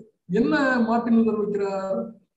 ரோமன் கத்தோலிக்க மடாலய முறை நிலப்பிரபுத்துவ முறை, ஒரு வரிசை முறையை வைத்துக் கொண்டு இவருக்கு கீழே அவருக்கு கீழே இவருக்கு கீழே என்ற ஒரு ஆதிக்க முறை தான் வச்சுக்கிட்டு இருக்கு. இந்த முறை கூடாது, இது தவறு என்று ஒரு கருத்தை வைக்கிறார்.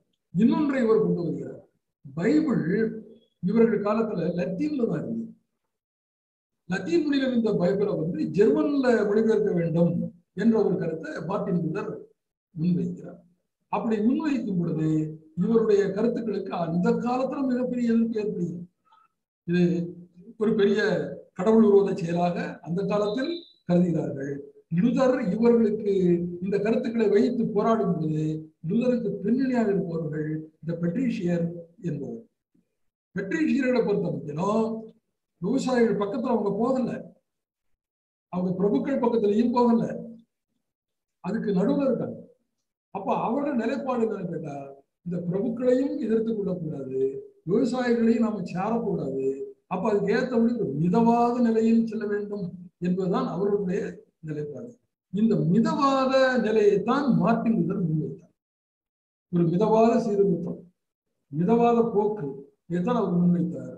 அந்த சீர்திருத்தம் எதை வைத்திருந்தது? அரசனை நோக்கியோ பெரும் பிரபுக்களை நோக்கியோ அல்லது சிறு பிரபுக்களை நோக்கிய சீர்திருத்தம் இல்லை. மடாலய முறையில் மாறுதல் வேண்டும், மடாலயம் ஜனநாயக தன்மை உள்ளதாக இருக்க வேண்டும். இதுதான் லூதர் முன்வைத்த சீர்திருத்தம். லூதர் முன்வைத்த சீர்திருத்தம் நகர்ப்புறங்கள்ல இது மிகப்பெரிய பரபரப்பாக அந்த காலத்துல ஒரு பெரும் மாறுதலையும் கொண்டு வரது வித்திட்டது. ஆனால் இதற்கு பின்னால் இருக்கக்கூடிய வர்க்கம் இருக்கு பாருங்க, அது தனக்கு தேவையான கேட்டபடி இவரை பயன்படுத்திக் கொண்டது. வடிவம் மத வடிவம், வெளிவந்த வடிவம் என்னன்னு கேட்டா மத வடிவம். அதுல கிறிஸ்துவ மத கருத்துக்கள் பலவற்றை லூதர் எளிமைப்படுத்தி அந்த பெட்ரீஷியர்கிட்ட கொண்டு சென்றதும் உண்மை. இது இவருடைய நிலைப்பாடு. இன்னொரு பக்கத்துல மூன்சர் பிளபியர் என்ற சாமியார்கள் அந்த குழுவை சேர்ந்த. இந்த பிளபியர்கள் யார்? கைவினைஞர்கள், கிராம கை தொழிலாளிகள், நிலத்துல உழைக்கக்கூடிய விவசாயிகள், இவங்க எல்லாம் சேர்ந்து பிளபியர்கள் என்று கூறுவாங்க. ஷேக்ஸ்பியருடைய ஜூலியஸ் சீசர் நாடகத்தை படிச்சவங்களுக்கு தெரியும், பெட்ரீஷியன் ரிவோல்ட் என்ற ஒரு வார்த்தை வரும். நகரவாசிகளுடைய கழகம் என்று கூட அந்த ஜூலியஸ் சீசரை எதிர்த்து வந்தவர்களுடைய கழகத்தை அதை சொல்லுவாங்க. இந்த பிளவியர்கள் அப்படி இல்லை, கைவினைஞர்கள், கிராமப்புற விவசாயிகள், உழைக்கும் விவசாயிகள், இவங்க தான் பிளவியர்கள். இந்த பிளவியர்கள் அரங்கிலிருந்து வந்தவர் தான் மூன்சர். ஒரு சின்ன கிராமத்துல பிறந்து மதக்கல்வி பயின்றார். மதக்கல்வி பயின்று பல பல்கலைக்கழகத்துல இணைந்து முனைவர் பட்டத்தை பெற்றார். முனைவர் பட்டத்தை பெற்ற பிற்பாடு இவருக்கு ஒரு மடாலயத்துல வேலை கிடைத்தது. வட ஜெர்மனியில மடாலயத்துல இவருக்கு ஒரு வேலையும் கிடைத்தது. அந்த வேலை கிடைத்த உடனே அங்க மத போதனையில் ஈடுபட்டார். அந்த மடாலயம் கிராமப்புறத்தில் உள்ளவர்கள். அந்த மடாலய வேலையை அவர் செய்யும் பொழுது அங்கு உள்ள மக்களது நிலை, உழைக்கும் விவசாயிகள் படக்கூடிய கஷ்டங்கள், நெருக்கடி, இதெல்லாம் கண்டு இதற்கு தீர்வாக சில கருத்துக்களை முன்வைக்கிறார். என்ன? அது மதம் சார்ந்த கருத்து. அதை எங்கெல்சே என்ன சொல்லுவார்? மூன்சருடைய கருத்துக்கள்ல கம்யூனிச கருத்துக்கள் இருந்தன என்று எங்கெல்சே கூறுவார். என்ன மதம் சார்ந்த கருத்து? இந்த இன்னைக்கு இருக்கக்கூடிய இந்த ஆதிக்கம் சார்ந்த மதங்கள் எதுவுமே இருக்கக்கூடாது. இயேசுநாதரை பொறுத்த மட்டும் அவர் நம்ம போல ஒரு சாதாரண மனிதன், அப்படிதான் அவர் கொண்டு வர்றாரு. சாதாரண மனிதன். இறுதி நாள்னு ஒண்ணு வரும், இந்த டே ஆஃப் ஜட்ஜ்மெண்ட் ஒண்ணு வரும். அந்த இறுதி நாள்ல எல்லாருக்கும் கடவுள் ஒரு முடிவு கொடுப்பார். அந்த இறுதி நாளுக்கு நாம் காத்து கொண்டிருக்க வேண்டும். அதுக்கடுத்தால வருங்காலம் என்பது ஒரு சமத்துவ சமுதாயமாக மலரும் என்ற ஒரு தீர்க்க தரிசனம். இந்த தீர்க்க தரிசனத்தை முன்வைத்து இவர் மக்கள்கிட்ட இந்த கருத்துக்களை வேகமாக பரப்பினார். இது ஒரு பக்கத்துல கருத்து உலகத்தினுடைய பரவலாக இருந்தாலும் இதுக்கு உள்ளாக இருந்தது இந்த உழைக்கும் விவசாயிகள். இந்த உழைக்கும் விவசாயிகள் இருக்காங்க பாருங்க, அவங்களுக்கு இது ஒரு பெரிய கவர்ச்சிகரமான கருத்தாக இருந்தது. இந்த கவர்ச்சிகரமான கருத்தாக காரணமாக மூன்சருக்கு பெரும் ஆதரவு கொடுத்தாங்க. முதல்ல முன்சர் தன்னுடைய கோரிக்கைகளை மார்ட்டின் லூதரிலிருந்து வேறுபட்டு வைத்தார். ஒரு புரட்சிகரமான மாறுதல். இந்த மடாலயம் முழுசுமே இப்படி இருக்கக்கூடாது, அது சாமானிய மக்கள் தான் உள்ள வரணும் அப்படிங்கிற மாறுதல் தான் அவர் அது உள்ள கொண்டு வந்தார். இதை கண்ட பிரபுக்கள் சும்மா இல்லை, இப்படி எல்லாம் இவர் பேசி பிரச்சாரம் செய்து அந்த ஊர்ல இருந்து செய்யும்போது இவரை அந்த ஊரை விட்டு கடத்தி விட்டாங்க, வெளியே போய் விட்டாங்க. வெளியே போன முன்சர் சும்மா இருக்கல, வட ஜெர்மனியில் பல இடங்களுக்கு சென்று விவசாயிகளை கொண்டு திரட்டி ஆயுதம் தாங்கிய போராட்டத்துக்கு அவர் தயார் செய்தார். ஆயுதம் தாங்கிய போராட்டம் தயார் செய்து கோஷம் லாஸ்ட் டே ஆஃப் ஜட்ஜ்மெண்ட், வருங்காலம், சமத்துவ சமுதாயம் என்பது கோஷம். ஆனால் அந்த விவசாயிகள் தான் அந்த போராட்டத்துக்கு வர்றாங்க. ஒரு போராட்ட போர்க்களம், 4-5 போர்க்களங்கள்ல அந்த போராட்டம் முற்றிலுமாக தோற்கடிக்கப்படுகிறது. தோற்கடிக்கப்பட்ட பிற்பாடு அந்த போராட்டம் நசுக்கப்படுகிறது. ஆனால் முன்சரை கைது பண்ணி கூட்டு வராங்க. ஒரு நகரத்துல அவரை இருக்க வைத்து வெளியே செல்லக்கூடாது என்றெல்லாம் கூறுகிறார்கள். ஆனால் முன்சர் அதுக்குள்ள இல்லை, அதையும் மீறி வெளியே செல்லப்படுகிறார். மறுபடியும் போராட்டம் தொடங்குகிறது. இந்த போராட்டம் முற்றிலுமாக நசுக்கப்படுகிறது. முன்சரை கைது செய்கிறார்கள். இனி இவரை விட்டு வைத்தால் அது சரிப்படாது என்று கருதி முன்சரை அதாவது சிரச்சேதம் செய்தார். அதை கழுத்தை வெட்டி அவரை கொண்டு வர்றாங்க. அது முன்சருடைய லைஃப் அதோட முடியுது. ஆனால் அந்த போராட்டமானது அதற்கு பிறகு முற்றிலுமாக நசுக்கப்பட்டு ஏராளமான விவசாயிகள் கொல்லப்படுகிறார்கள். அதற்கு மேல விவசாயிகள் போராட முன்னுக்கு வரவில்லை. இந்த நூல்ல இதைத்தான் எங்கல்ஸ் மிக விரிவாக குறிப்பிட்டே செய்கிறார். இதுல ரொம்ப கூர்மையாக கவனிச்சு பார்த்தீங்கன்னா இந்த நூல் ஒன்றை நமக்கு தருகிறது. என்ன, ஒரு வரலாற்று நிகழ்ச்சியை நாம வர்க்க ரீதியாக எவ்வாறு பார்க்கிறோம். வரலாறு என்ற உடனே பெருவீரர்களுடைய செயல்கள், தனிநபர்களுடைய செயல்கள், வீரதீர சாகசங்கள் என்று வரக்கூடிய இந்த சித்திரத்திற்கு விலகி பழங்காலமாக இருந்தாலும் சரி, நிகழ்காலமாக இருந்தாலும் சரி, அதை வர்க்க அமைப்பு ரீதியாக எவ்வாறு காண்பது என்பதற்கு முன்மாதிரியாக அமைந்த நூல் இது. நான் முதலே சொன்னேன் பாருங்க, அரசன், பெரிய பிரபு, சிறிய பிரபு, பிரபுத்துவ வர்க்கம். பிறகு நைட்ஸ், அவங்களும் பிரபுத்துவ வர்க்கம். பர்கர், பூர்ஷா வர்க்கம். பாருங்க, அடுத்த பிளபியர்கள் முற்றிலுமாக உழைக்கும் வர்க்கம். பாட்டாளிகள் அங்கு வரல, உருவாகல. பாட்டாளி வர்க்கம் உருவாகாத காலகட்டத்தில் உள்ள உழைக்கும் வர்க்கம். இந்த வர்க்கத்தினுடைய அடிப்படை குமுறல் பாருங்க. இந்த குமுறல் தான் ஒரு பக்கத்துல ரோமன் கத்தோலிக்க மதத்துக்கும் இன்னொரு பக்கத்துல புராட்டஸ்டன்ட் மதத்துக்கு எதிரான போராட்டம். இந்த குமுறல் தான் முன்சர் முன்வைத்த கடைசி நாள் தீர்க்க தரிசனம், வருங்கால சமுதாயம் என்ற கருத்திற்கு பாருங்க. இந்த கருத்துக்கும் மார்ட்டின் லூதர் வைத்த கருத்துக்கு இடையே இந்த போராட்டம். ஏன்னா முன்சர் ஒருபடி மேல போறாரு. அவராவது பைபிள் ஜெர்மன் மொழியில மொழிபெயர்த்து சொன்னா போட்டு, இவர் அதுக்கு மேல போய் இந்த பாதிரியார்கள் இருக்காங்க பாருங்க, அவங்களே இதுக்கு தேவையில்லை, சாமானிய மனிதன் கூட பைபிளை போதிக்கலாம்ங்கிற அளவுக்கு முன்சர் முன்னால போறார். அப்படி ஒரு போராட்டம். இந்த போராட்டத்தினுடைய வடிவங்களை நீங்க பார்க்கும் பொழுது இது ஒரு அற்புதமான ஒரு வழிகாட்டி. என்ன வழிகாட்டி? நம் மார்க்சியத்துல வரலாற்று பொருள் முதல்வாதம் பேசுகிறோம். இந்த வரலாற்று பொருள் முதல்வாதத்தினுடைய அடிப்படை கருத்தை மார்க்ஸ் தன்னுடைய கம்யூனிஸ்ட் மேனிஃபெஸ்டோனுடைய முதல் வரியிலேயே கூறிவிடுவார். என்ன, இதுவரை நடந்த போராட்டம் எல்லாம் வர்க்க போராட்டத்தின் வரலாறு முடிச்சிட்டாரு. இந்த வார்த்தையை ரொம்ப கவனமா எடுத்துக்கணும், பிரிச்சு பிரிச்சு பார்க்க கூடாது. ஏன்னு கேட்டா, வர்க்க போராட்டத்தின் வரலாறு என்று வரும் பொழுது அதுல பொருளாதாரமும் அடங்கி விடுகிறது, வர்க்கமும் அடங்கி விடுகிறது. அதாவது மார்க்சினுடைய சொற்கள் இருக்கு பாருங்க. இந்த சில சொற்கள்லாம் எப்படின்னு கேட்டா, நான் சொல்றேன் தப்பா நினைக்காதீங்க, பிரம்மசூத்திரம் வர்றது. பிரம்மசூத்திரம் என்று ஒரு காலத்துல வேதங்கள் எல்லாம் பெருசா இருக்குன்னு சொல்லி சுருக்கி சுருக்கி சுருக்கி எழுதி பிரம்மசூத்திரம் கொண்டு வந்து பிற பிரம்மசூத்திரமை விளங்கல் என்றதுக்காக அதுக்கு நிறைய பேர் வியாக்கியானம் ஆரம்பிச்சாங்க. அதான் சங்கரனுடைய விளக்கம், ராமானுஜனுடைய விளக்கம் என்று பின்னால் பெருசு பெருசா வரும். ஒரே வரியில அவர் மார்க்ஸ் 2 விஷயங்களை உள்ள அடைக்கிறார். ஒன்று வர்க்கம், அது மனிதனுடைய சமுதாய அமைப்பு. இந்த அமைப்புக்கு பின்னணி என்ன? பொருளாதார இருப்பு. இந்த 2ஐயும் வைத்துக் கொண்டு அவர் சொல்லும் பொழுது இந்த வர்க்க போராட்டத்தை அணுகக்கூடிய இந்த முறை இருக்கு பாருங்க, இந்த முறைக்கு முன்மாதிரியாக எழுதப்பட்ட நூல் தான் இந்த ஜெர்மனியில் விவசாயிகள் போராட்டம் என்பது. சரி, இந்த நூல் இப்படி இருக்கு இல்லையா? இந்த நூலினுடைய தாக்கம் என்ன? பல இந்த நூலை படிக்கும் பொழுது இன்னொன்றையும் சேர்த்து படிப்பதற்கு நான் உங்களுக்கு கூற வேண்டியிருக்கிறது. ஏன்னா நிறைய நூல்கள் வந்து ஆங்கிலத்தில் இருக்கிற தமிழ் என்ன வரல. மார்க்சினுடைய சிவில் வார் இன் பிரான்ஸ் என்பது, மார்க்சினுடைய லூயி போனபார்ட்டின் 18ஆம் புரூமியர் என்பது, The 18th Brumaire of Louis Bonaparte என்ற ஒரு நூல் இல்ல, ஒரு சிறு சின்னத்துல ஒரு மோனோகிராஃப் சொல்லுவாங்க. 40-50 பக்கத்துக்குள்ள ஒன்று. இந்த ரெண்டும் இந்த விவசாயிகள் போராட்ட நூலும் ஏறத்தாழ ஒன்று போல இருக்கும். அங்க மார்க்ஸ் வந்து பிரான்ஸ ஆய்வு செய்து காட்டுவார். பிரான்சினுடைய வர்க்க நிலை, வர்க்க போராட்டத்தை பத்தி ஆய்வு செய்து காட்டுவார்.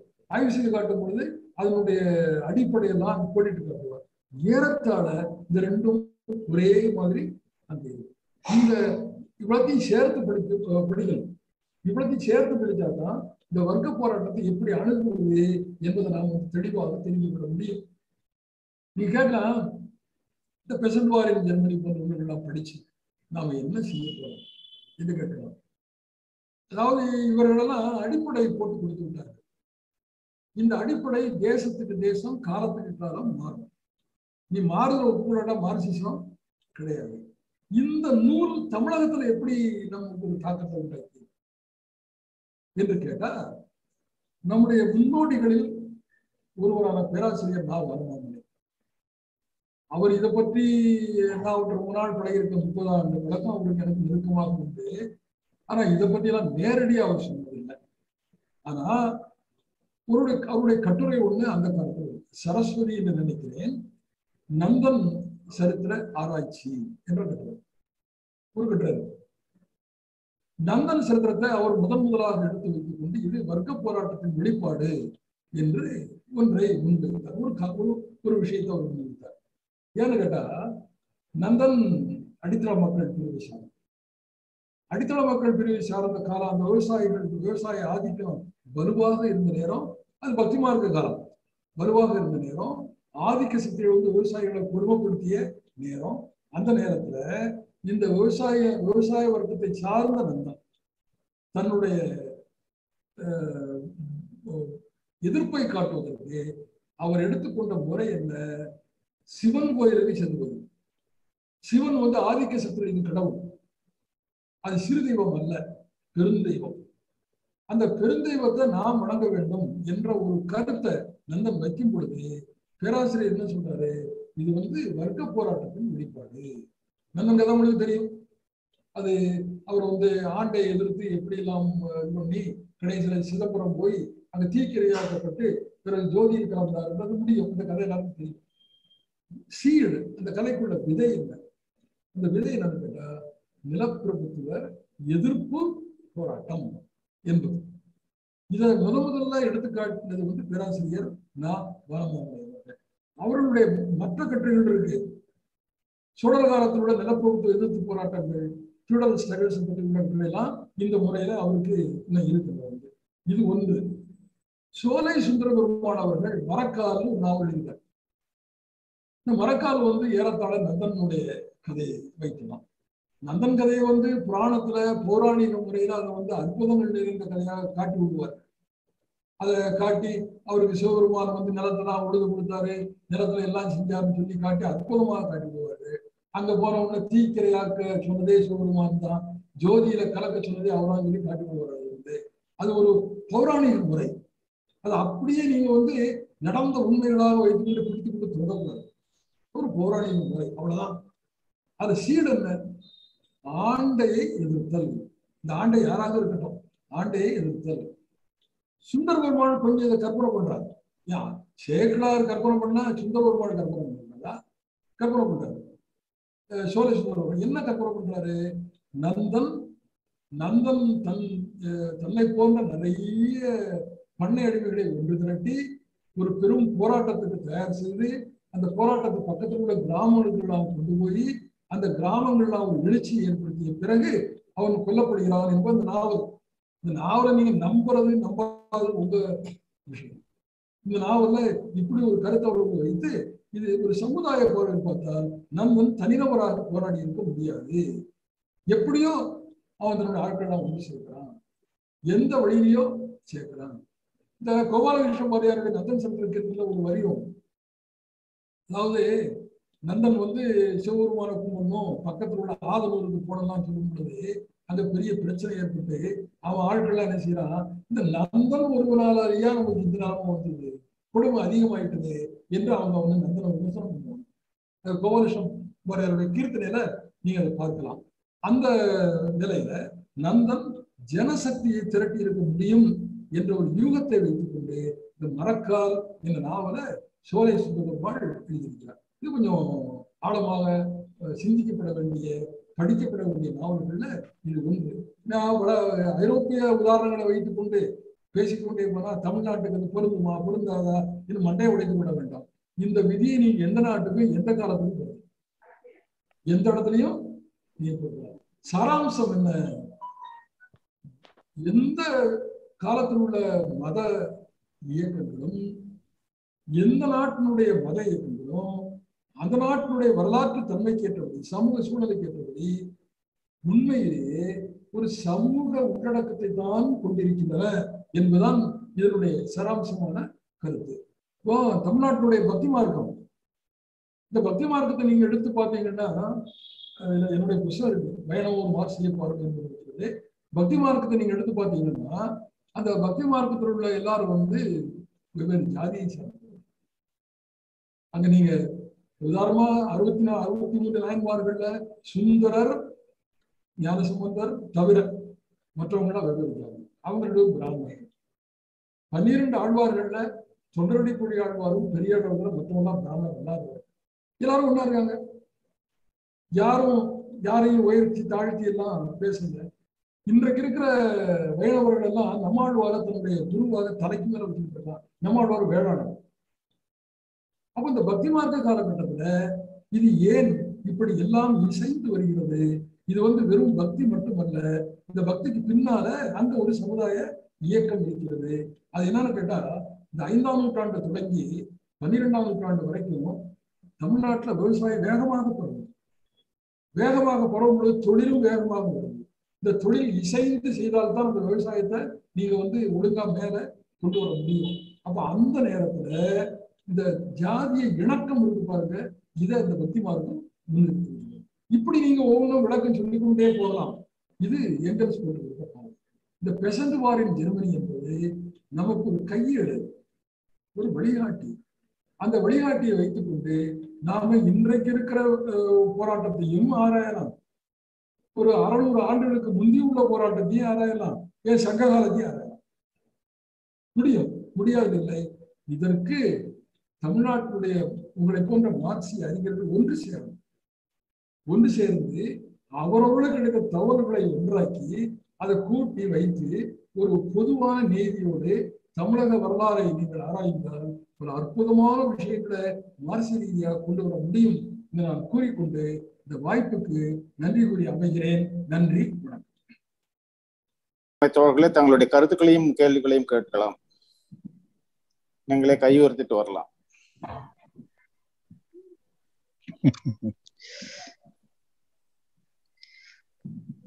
நான் தோழர்களே, வரதராஜ பெருமாள் தொடர்வாங்க. மிக மிக அற்புதமான ஒரு உரையை கேட்கின்ற வாய்ப்பு கிடைத்தது. என் சொல்ல போனால் ஒரு அறிவை பெற்றுக்கொள்ளும், ஒரு புதிய அறிவை பெற்றுக்கொண்டேன் என்று நான் இன்றைக்கு எனக்கு ஒரு மகிழ்வை தருகிறது. அந்த மாறாக தோழர் கங்கா அவர்கள் சொன்னது போல, நான் ஒரு நாள் இதுதான் முதல் தடவையாக பேராசிரியர் தோழர் சோதாத்ரி அவர்களுடைய உரையை கேட்கிறேன். ஆனால் கங்கா அவர்கள் அறிமுகப்படுத்தியதை போலவே ஒரு மிக தெளிவாக, ஆற்றலுக்காக, அதனோடு முழுக்க பரிச்சயப்பட்டவராக, தன்னுடைய தான் சொல்ல நினைத்த அவலத்தையும் மிக தெளிவாக புரிந்து கொள்ளக்கூடிய விதமாக அவர் கூறியிருப்பது, அதற்கு அவருக்கு முதலிலே நன்றியை தெரிவித்துக் கொள்வதோடு, என்னுடைய சிறிய கேள்வி என்னவென்றால், ஒரு தெளிவுபடுத்தலுக்காக, என்ன அந்த நூலை நான் அறியேன், இப்பொழுதுதான் உங்களுடைய அறிமுகத்திலிருந்து அறிகிறேன். பொதுவாக இந்த நிலப்பிரபுத்துவ காலத்திலே நடந்த போராட்டங்களிலே இந்த எழுச்சி பெறுகின்ற புதிய வர்க்கங்கள் அவை தங்களுடைய பொருளாதாரத்து மேம்பாட்டோடு வருகிற பொழுது அந்த அரசியல் அதிகாரத்தில் தங்களுடைய நிலைநிறுத்திக் கொள்வதற்காக கீழே இருக்கிற வர்க்கங்களுடைய நலன்களுடைய சுலோகங்களையும் அவர்கள் எடுத்து அவர்களையும் அணிதிரட்டி கொண்டு போவார்கள். ஆனால் ஒரு கட்டத்திலே பிறகு அவர்கள் அதிகார வர்க்கத்தோடு தங்களுடைய சமரசங்களை ஏற்படுத்தி தங்களை நிலைநிறுத்திக் கொள்வார்கள். அந்த வகையில இங்கே இந்த நகரவாசிகள் அல்லது இந்த வணிக மூலதனங்களை திரட்டி எழுச்சி பெற்றவர்கள் அவர்கள் தான் இந்த போராட்டத்தை ஒரு வகையிலே சொல்ல போனால் விவசாயிகளை அணிதிரட்டி அந்த போராட்டத்துக்கு மூலமாக இருந்திருக்கிறார்கள். ஆனால் அவர்கள் இறுதியிலே எவ்வாறாக அவர்கள் தங்களுடைய அதிகாரத்து மட்டத்திலே தங்களை என்பதனை மிக்க நன்றியாக இருக்கும். கேள்வி தெளிவா சொல்லுங்க. அதாவது என்ன கேள்வி? இந்த கேள்வி என்னவென்றால், அதாவது இந்த போராட்டத்திலே இந்த நகரவாசிகள் அதாவது வணிக மூலத்தை திரட்டி கொண்டு வந்தவர்கள் தான் பின்னணி. அது எங்கேயும் நடப்பது. அது நிலப்பிரபுத்துவ காலத்திலே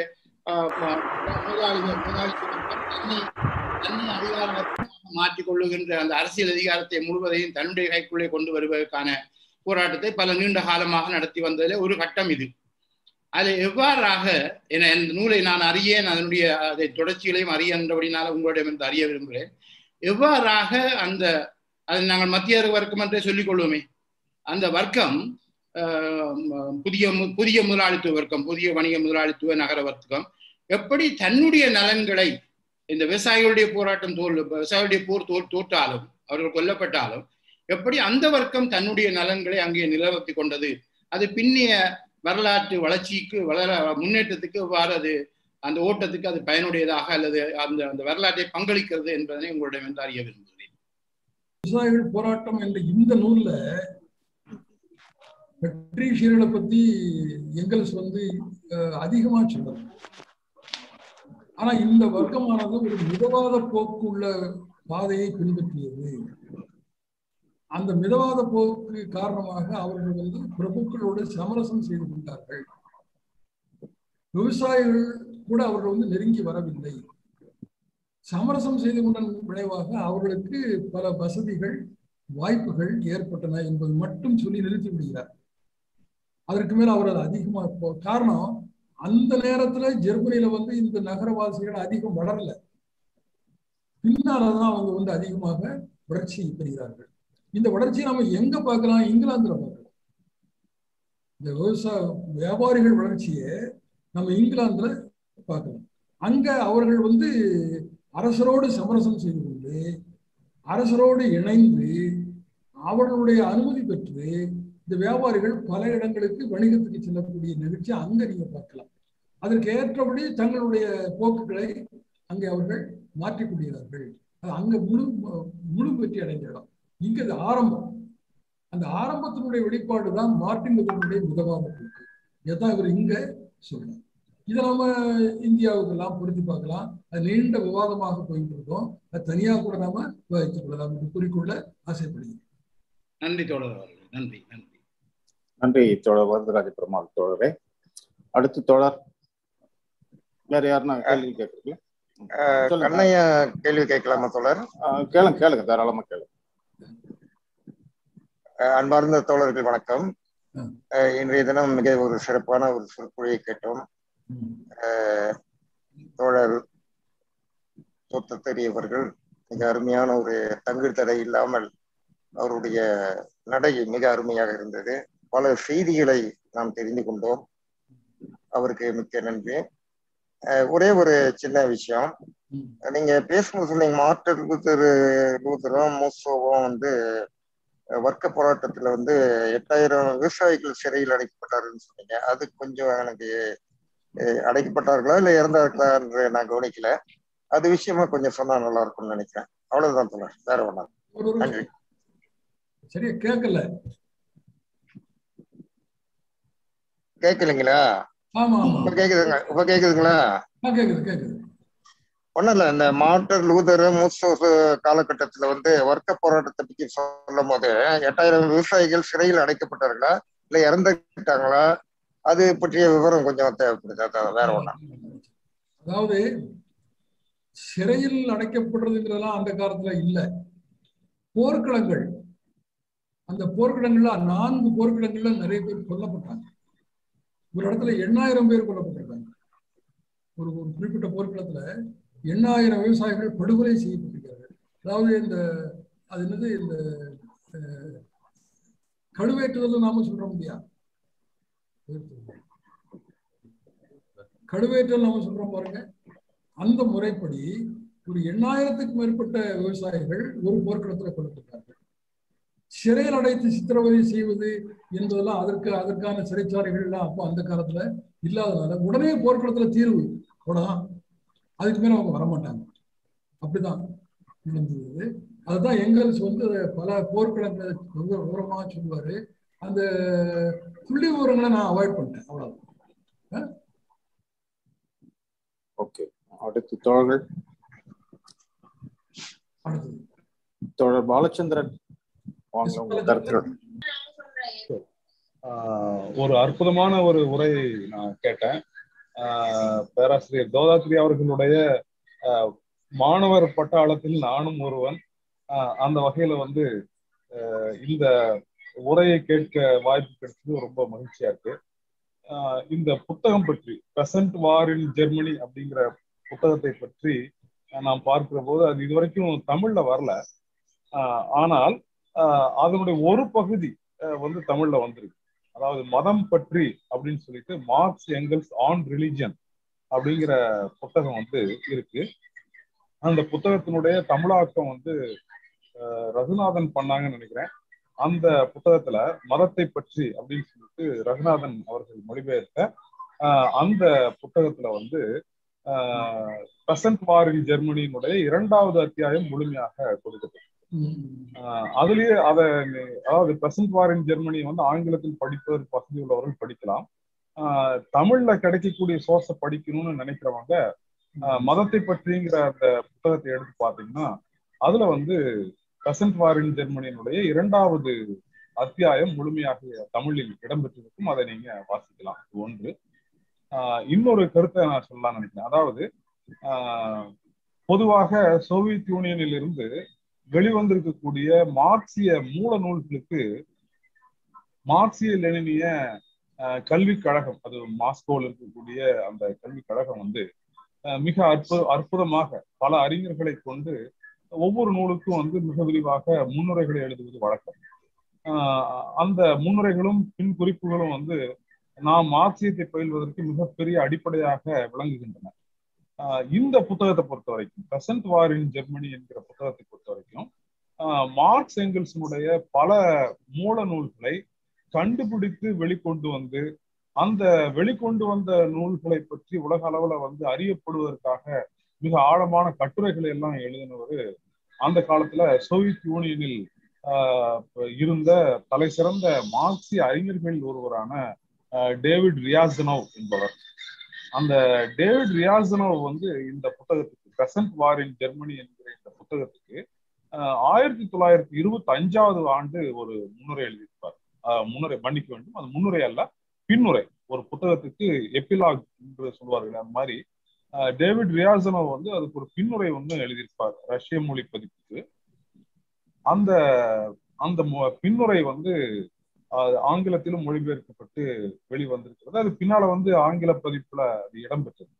அது மிக முக்கியமான விஷயம் என்னன்னு கேட்டீங்கன்னா 2 விஷயங்களை டேவிட் ரியாசனோவ் அதுல போக்கஸ் பண்ணுவார். ஒண்ணு, பல்வேறு அராஜகவாத கருத்தோட்டங்கள் நிலவி கொண்டிருந்த காலகட்டம் இந்த புத்தகம் எழுதப்பட்ட காலகட்டமும் தான்.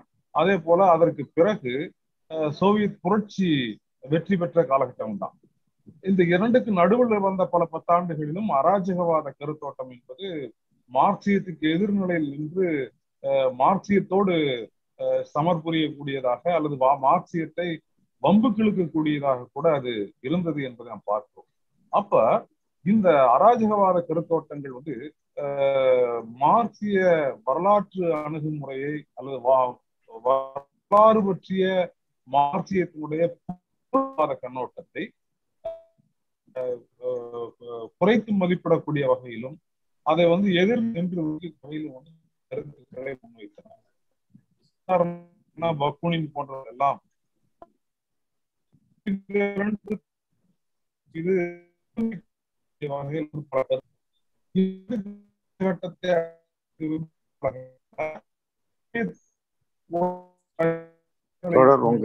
உங்க சிக்னல் வீக் இருக்கு தோழர்.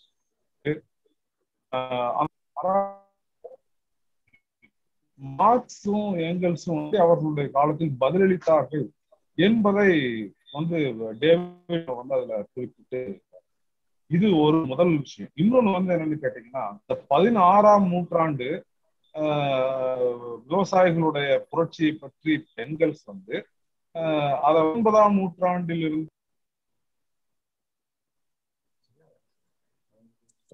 கட் ஆயிட்டார் நினைக்கிறேன். அராஜகவாத அமைப்புகளுக்கு பதில் சொல்லக்கூடிய வகையில எங்க இந்த டேவிட் ரியாசனோவ் ஒரு மிக அருமையான ஒரு பின்னுரையை எழுதியிருக்கிறார். அது இன்றைக்கும் பொருத்தப்பாடு உடையதாக இருக்கிறது என்பது ஒன்று. சரிங்களா? இன்னொன்னு அதுல முக்கியமாக வர்க்க போராட்டம் என்பதே தேவையில்லை என்கிற கருத்தை அராஜகவாதிகள் முன்வைக்கிற போது அது மிக என்பதை சொல்வதற்கு டேவிட் ரியாசனோவ் மிக முக்கியமான சில கருத்துக்களை அதுல தொகுத்து ஒப்பீடு, அதே போல 16ஆம் ஆண்டுக்கும் 19ஆம் இது ஒன்று. இதுல முக்கியமான விஷயம் என்னன்னா, வரலாறு பற்றிய பொருள் முதல்வாத கண்ணோட்டம் என்பதை எப்படி நாம் பயன்படுத்த வேண்டும், அதன் மூலமாக இந்த அமைப்பு செயல்படக்கூடிய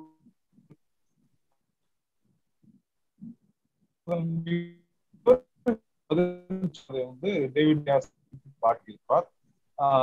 இது ஒன்று. இரண்டாவதாக மிக முக்கியமான இன்னொரு விஷயம் அந்த இதுல வரும். அதாவது பல தரப்பில் விவசாயிகளுடைய புரட்சி தோற்று போனதற்கும் புதிய காலகட்டத்தில் தொழிலாளி வர்க்கத்தினுடைய புரட்சி தோற்று போனதற்கும் மிக முக்கியமான காரணமாக உழைக்கும் மக்கள் உழைக்கின்ற வர்க்கங்கள் மத்தியில் இருக்கக்கூடிய ஒற்றுமை போய்விட்டது. அந்த ஒற்றுமை நிலைநாட்டினால் மட்டும்தான் எதிர்காலத்தில் புரட்சி ஆகும் என்பதை ஃப்ரெட்ரிக் எங்கல்ஸ் அந்த புத்தகத்துல சொல்வார். இதையும் பண்ணி நீங்க படிக்கணும் அப்படின்னு சொல்லி டேவிட் ரியாசனோவ் அந்த பின்னுரையில. சரிங்க. அதாவது அமைப்பின் கீழ் அணிதிரண்டு போராடுவதனுடைய முக்கியத்துவத்தையும் நாம் இந்த புத்தகத்திலிருந்து கற்றுக்கொள்ள வேண்டும் என்று டேவிட் ரியாசனோவ் அதுல குறிப்பிட்டிருப்பார். இந்த ரெண்டையும் கூட நாம் இன்றைக்கு நம்முடைய பேராசிரியர் தோதாத்ரி அவர்கள் ஆற்றிய உரையோடு இணைத்து எடுத்துக்கொண்டு நாம் பயின்றால் இன்னும் மார்க்சியத்தை ஆழமாக பயில முடியும் என்று நான் நினைக்கிறேன். இந்த உரையை பொறுத்தவரையில மிக அற்புதமான ஒரு பகுதி என்னன்னு கேட்டீங்கன்னா, ஐரோப்பிய சூழலுக்கு ஃப்ரெட்ரிக் எங்கல்ஸ் முன்வைத்த அந்த முறையியல், மார்க்சிய முறையியல் என்பது எப்படிப்பட்டது என்பதை இந்திய சூழலுக்கு, இன்னும் குறிப்பாக சொன்னால் தமிழ் சூழலுக்கு எப்படி பொருத்தி ஆய்வு செய்ய முடியும் என்பதை பேராசிரியர் அவர்கள் நமக்கு எடுத்து காட்டியிருக்கிறார். அதிலும் மிக முக்கியமாக சைவம், வைணவம் ஆகியவற்றினுடைய தோற்றம், வளர்ச்சியை பற்றிய பேராசிரியர் வானமாமலை அவர்களுடைய ஆய்வை முன்வைத்தும் கூட பேராசிரியர் தோதாத்ரி அவர்கள் நம்மிடம் அதை எளிய முறையில் விளக்கியிருக்கிறார். இதை பார்க்கிற போது நம்முடைய தோழர்கள் தமிழ்நாட்டினுடைய மரபை, எப்படி போராட்ட மரபை, உழைக்கும் மக்களுடைய போராட்ட மரபை நாம் எப்படி கவனித்து பயில வேண்டும், இங்கு இருக்கக்கூடிய மத நூல்களுடைய ஆழத்துக்கு சென்றால் அந்த மதம் என்கிற அந்த மேலோட்டை உடைத்து விட்டு பார்க்கிற போது அதற்குள்ள எப்படி வர்க்க போராட்டம் என்பதை நாம் கண்டறிய முடியும் என்பதையும் அவர்கள் மிக அழகாக நமக்கு எடுத்து காட்டியிருக்கிறார்கள். அந்த வகையில மிக முக்கியமான ஒரு உரையாக இருக்கிறது. நம்முடைய தோழர்கள் மீண்டும் திரும்ப கேட்டு பயின்று நாம் அன்றாட வாழ்க்கையில் மார்க்சிய முறையியலை பயன்படுத்துவது எப்படி என்பதற்கான ஒரு பாடமாகவும் இந்த உரை இருக்கிறது. ஆகவே அந்த திசையிலும் பயணிக்க வேண்டும் என்று கேட்டுக்கொள்கிறேன். பேராசான் அவர்களுக்கு என்னுடைய பணிவான வணக்கங்களையும் நன்றியும் தெரிவித்துக் கொள்கிறேன். நன்றி. நன்றியா பாலச்சந்திரன், ரொம்ப தேங்க்ஸ்.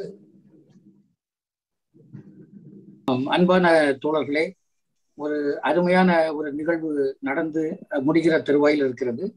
நம்முடைய மதிப்புக்குரிய பேராசிரியர் தோத்தாத்ரி அவர்கள் ஜெர்மனியில் விவசாயிகளின் போர் என்ற ஏங்கல்ஸினுடைய நூலை அடிப்படையாக வைத்து நமக்கு ஒரு கருத்துரையை ஆற்றியிருக்கிறார்கள். அந்த கருத்துரை என்பது ஏதோ 16வது நூற்றாண்டில் உள்ள விஷயங்கள் மட்டுமல்ல, இன்றைக்கு 21ஆம் நூற்றாண்டிலும் நமக்கு கால பொருத்தம் உள்ளது, இடப்பொருத்தம் உள்ளது என்பதை மிக அருமையாக தன்னுடைய உரையிலே எடுத்து காட்டியிருக்கிறார்கள். இந்த உரையை தொடர்ந்து நம்முடைய மதிப்புக்குரிய தோழர்கள் வரதராஜ பெருமாள், கண்ணையா, பாலச்சந்திரன் ஆகியோர் இந்த விவாதங்களில் பங்கெடுத்து இதை செழுமைப்படுத்தி இருக்கிறார்கள். இந்த நிகழ்விலே சராசரியாக அல்லது ஏறத்தாழ ஒரு 50 தோழர்கள் கலந்து கொண்டிருப்பார்கள். என்றாலும் அந்த 50 பேருமே அவரவர்கள் தளத்தில் அவர்கள் ஒரு வகையில் ஆளுமையாக இருக்கிறார்கள், அல்லது இடதுசாரி இயக்கத்தினுடைய செயல்பாட்டாளர்களாக செயல்படக்கூடிய தோழர்களாக இருக்கிறார்கள். அந்த வகையில் தமிழகம் முழுவதும் இருந்து கலந்து கொண்ட இந்த தோழர்கள், குறிப்பாக நமக்கு இந்த நிகழ்வு என்பது வெறுமனே தமிழகம் தழுவிய நிகழ்வாக மட்டுமில்லை. இலங்கையிலிருந்து நம்முடைய மதிப்புக்குரிய தோழர் வரதராஜ பெருமாள் அவர்கள் இப்போது தொடர்ச்சியாக நம்முடைய நிகழ்வுகளுக்கு வந்து கொண்டிருக்கிறார். இலங்கையில் நம்முடைய பழைய வடக்கு மாகாணத்தினுடைய முதல்வராக பணியாற்றியவர்கள் அவர்கள் தொடர்ந்து வந்து கொண்டிருக்கிறார்கள். அதே போல அமெரிக்காவிலிருந்து நம்முடைய தோழியர் தனம் சிதம்பரநாதன் தொடர்ச்சியாக வந்து கொண்டிருக்கிறார்கள். இதே போல துபாயிலிருந்து அருமை தம்பி சாவுல் சலீம். ஆக நம்முடைய இந்த நிகழ்வு என்பது வெறுமனே தமிழ்நாடு மட்டுமல்லாமல் தமிழ் அறிந்த உலக ரீதியான ஒரு சர்வதேச தன்மை கொண்ட ஒரு நிகழ்வாகவும் இருக்கிறது. எனவே நாம் இன்றைக்கு நாம் செய்திருக்கின்ற செயல்பாடு என்பது மார்க்சியத்தினுடைய மூல நூல்களிலிருந்து கற்றுக்கொள்வது என்பது ஒரு பிரம்மாண்டமான ஒரு விஷயம். அதை நாம் இங்கே அருமையாக செய்திருக்கிறோம். இதை நமக்கு செய்து தந்த அருமையான நம்முடைய பேராசிரியர், நம்முடைய ஆசான் தோத்தாத்ரி அவர்களுக்கு நம்முடைய வணக்கங்களை இங்கே சொல்லுகிறோம். அதே போல இந்த நிகழ்வை நடத்துவதில் தொடர்ச்சியாக தங்களுடைய பணிகளுக்கு கூடவே நம்முடைய அருமை தோழர் ராமலிங்கம் அவர்கள் இந்த நிகழ்வை மிகச்சரியாக அமைத்து நமக்கு தந்திருக்கிறார்.